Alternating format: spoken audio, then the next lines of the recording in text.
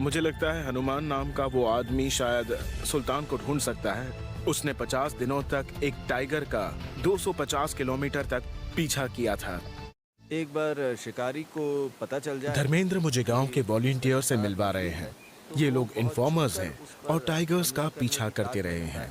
पिछले साल 5 सालों में ही इन लोगों ने 8 से ज्यादा लापता टाइगर्स को ढूंढने की कोशिश की है। दिल्ली में रहते हैं और ये वाइल्ड लाइफ के बारे में दुनिया भर में फिल्में बनाते हैं। तो गौतम जी, ये 30 विलेज वाइल्ड लाइफ वॉलंटियर्स हैं। तो ये टीम लगातार इस एरिया की वाइल्ड लाइफ को ट्रैक करती है। जैसे हनुमान इनके कोऑर्डिनेटर हैं और ये रूपचंद हैं। इन्होंने एक साथ मिलकर एक टाइगर को 50 दिन तक ट्रैक किया था जो दतिया की तरफ गया था। बहुत बढ़िया। वो जगह यहाँ रणथंभौर से करीब 250 किलोमीटर दूर है और ये लोग पिछले करीब 2-3 महीनों से सुल्तान को ट्रैक कर रहे हैं। अच्छा, हम भी सुल्तान को ढूंढ रहे हैं। मैं आपसे इस बारे में बात करूंगा, पर पहले आप ट्रेनिंग पूरी कर लीजिए। जी ठीक है, थैंक यू। जी। मुझे लगता है कि हनुमान नाम का वो आदमी शायद सुल्तान को ढूंढ सकता है। उसने 50 दिनों तक एक टाइगर का 250 किलोमीटर तक पीछा किया था। कमाल है।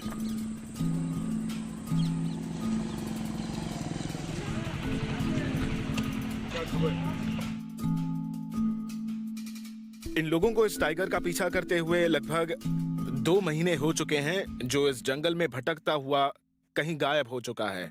आखिरी सुराग की मदद से हम इस जगह आए हैं और वो शायद उस तरफ गया है।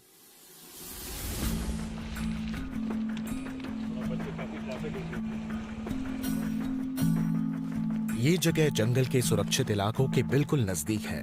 हमें पंजों के निशान मिल सकते हैं। बारिश के मौसम में टाइगर्स का पीछा कर पाना मुश्किल है, लेकिन हनुमान हार नहीं मानना चाहते।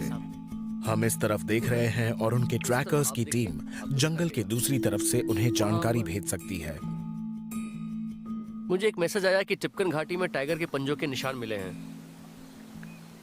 कैमरा ट्रैप इमेजेस शेयर की गई हैं और उनसे पता चलता है कि बनास नदी के दूसरी तरफ एक यंग मेल टाइगर देखा गया है। तो क्या वो सुल्तान हो सकता है? सुल्तान, जिस दिशा में वो टाइगर जा रहा है उसे देखते हुए मुझे नहीं लगता कि वो सुल्तान होगा। वो कोई और टाइगर हो सकता है। टाइगर्स को सफर करना पसंद है और वो लंबी दूरियां तय करते हैं। ये मेल टाइगर रणथंभौर के मेन फॉरेस्ट एरिया से 100 किलोमीटर से भी ज्यादा दूरी तय करके आया है। अगर मैं टाइगर होता तो मैं वहां ऊपर जाकर बैठता। हालांकि यहाँ इतनी चौड़ी सड़क है, पर अगर इधर देखें तो ये जंगल और ये शांति जो है इस तरफ टाइगर के लिए बनी है। आप सोचते हो कभी ऐसे बैठे बैठे कि मैं अगर सुल्तान हूँ तो मैं कहाँ जाऊंगा? तो अगर मैं टाइगर हूँ तो मैं किसी पानी के पॉन्ड पर या तालाब के किनारे पर मैं झाड़ियों में छुपकर आराम से बैठता ताकि जल्दी से खाना मिल सके।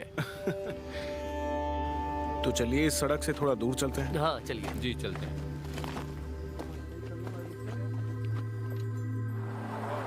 ये सड़कें कुदरती जंगलों के बीच बनी हुई हैं। टाइगर्स और दूसरे जंगली जीव अक्सर इन व्यस्त सड़कों को पार करते हैं।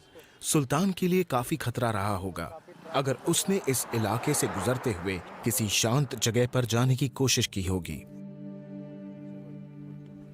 यहाँ लोग रात 8 बजे तक सो जाते हैं। धर्म मुझे जमीनी हकीकत दिखाना चाहते हैं। यहाँ जंगल और उसके आसपास रहने वाले लोगों के बीच कोई तयशुदा बाउंड्री नहीं है। अगर कोई टाइगर यहाँ इस गांव में एक टाइग्रेस को अपने छोटे बच्चों के साथ देखा गया था।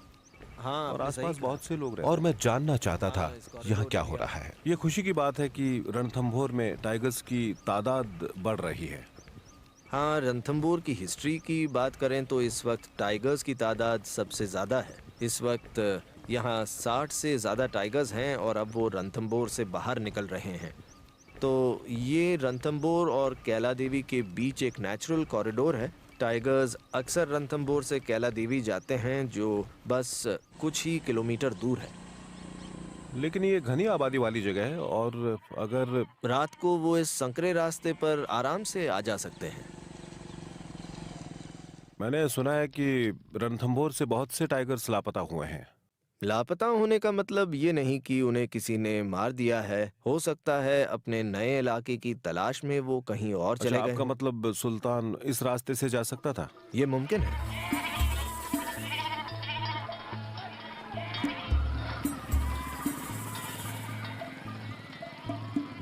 हेलो, कैसे हैं आप? ठीक है जी, आप कैसे हैं?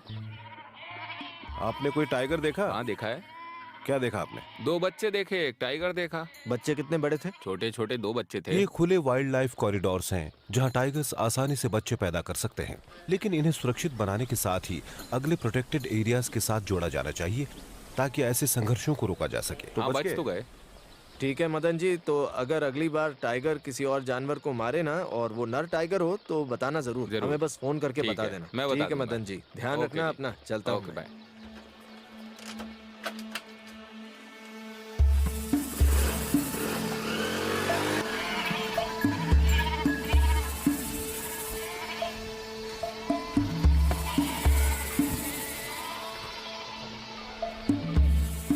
इंसानों और टाइगर्स के एक दूसरे के नजदीक रहने से जो मुश्किलें आती हैं उन्हें दूर रहकर नहीं समझा जा सकता।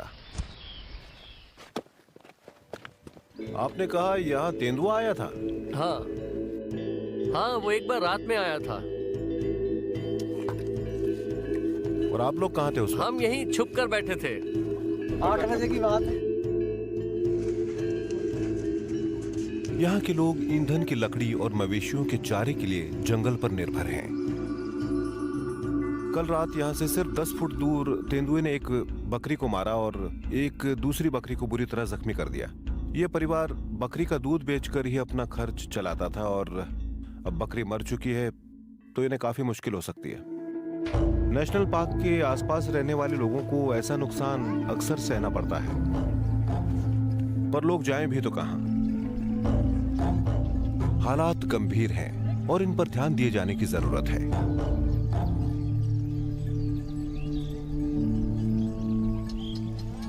हम जंगल के ठीक नजदीक मोगिया ट्राइब की एक बस्ती में जा रहे हैं। पारंपरिक तौर पर मोगिया लोग हंटर गैदरर्स हैं और वो गैर कानूनी शिकार भी करते रहे हैं। लेकिन आज मैं इस ट्राइब के एक नौजवान लड़के से मिलने वाला हूं जो अपने परिवार और शायद भविष्य के लिए हालात बदल रहा है।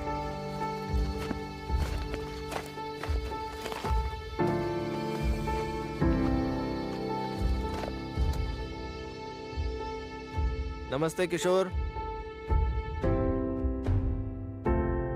नमस्ते जी, नमस्ते।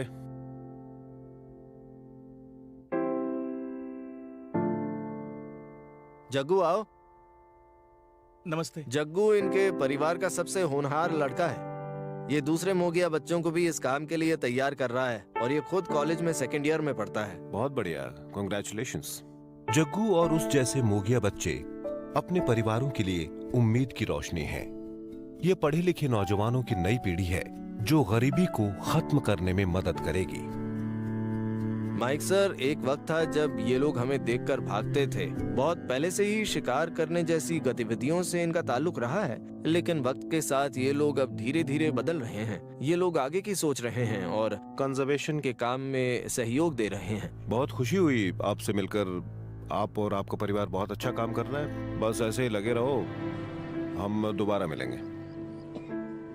मैं लगभग पूरे भारत में घूमा हूँ और मैंने गरीब कम्युनिटीज को देखा है, लेकिन मोगिया लोग सबसे गरीब हैं और जिंदा रहने की जंग लड़ रहे हैं। और जिंदा रहने की ये जरूरत इन गरीब लोगों के लिए काफी मुश्किलें पैदा कर देती है। जब भी ये एजेंट्स या पोचिंग में शामिल लोगों के बहकावे में आ जाते हैं।